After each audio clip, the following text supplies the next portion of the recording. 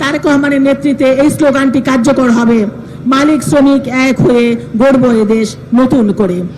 আমি শুধু নারী সমাজের পক্ষ থেকে বলতে চাই, আমাদের শহীদ আজকে যে বাংলাদেশ জাতীয়তাবাদ, বাংলাদেশের যে মূল উন্নয়নের যে চাবিকাঠি গার্মেন্টস শিল্প, সেটার মধ্যে যে নারী সমাজ, বেশিরভাগ কিন্তু নারী শ্রমিক, এটা সৃষ্টি করেছিলেন আমাদের শহীদ প্রেসিডেন্ট জিয়াউর রহমান, বহুদলীয় গণতন্ত্রের প্রবক্তা, স্বাধীনতার মহান ঘোষক, বাংলাদেশের প্রথম রাষ্ট্রপতি শহীদ প্রেসিডেন্ট জিয়াউর রহমান।